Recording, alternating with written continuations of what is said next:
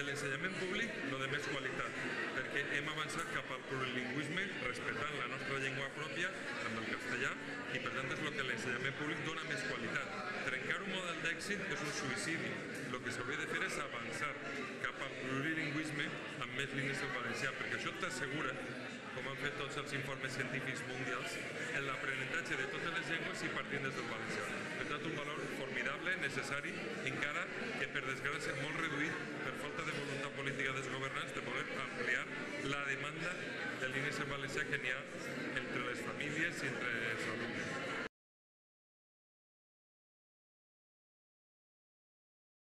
S'ha muntat molta escandalera en Catalunya per unes associacions que no volen la normalització de les dues llengües i així n'hi ha 150.000 joves que volen fer l'ensenyament en valencià i no poden perquè la conselleria no ha ampliat les línies en valencià. S'està discriminant lingüísticament els drets de 150.000 joves i aquestes famílies. Per tant, els poders públics no ajuden. Només la fidelitat i la voluntat dels pares i dels alumnes per retrobar-se la nostra llengua, per ensenyar-se en valencià, és el que ha mantès viva la llengua. Les arrels, com s'ha dit en el reportatge, aquestes arrels volem estar en el món sent autèntics, sent el que som, no una fotocòpia ni un McDonald's. Volem ser el que som i projectar-nos al món en la nostra llengua. Ensenyar-te en valencià te permet avançar en el castellà i avançar en el plurilingüisme. Aquest és el futur.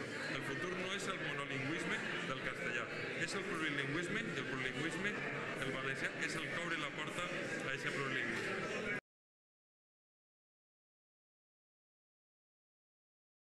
Parlant amb el conseller, l'actual conseller, no en el Font de Mora, en l'actual conseller, el senyor José Siscar, em va dir que havien rebut moltes demandes de pares afiliats al PP, pares i mares afiliats al PP, que porten els seus fills a l'escola en valencià, a la línia en valencià, i per tant els havien dit que de cap de les maneres s'anaven a consentir un retrocés en el xicotet impuls que s'havia produït en la llengua. És a dir, que ells també han tingut la pressió de molts pares i mares i votants del PP que han vist que això era un atemptat a la xicoteta normalització que hem aconseguit gràcies a la voluntat dels usuaris lleials del valencià. Per tant, crec que hem de continuar afirmant un gran consens cívic i social a favor del valencià, perquè el valencià, estudiar en valencià i la llengua en valencià és futur i és qualitat.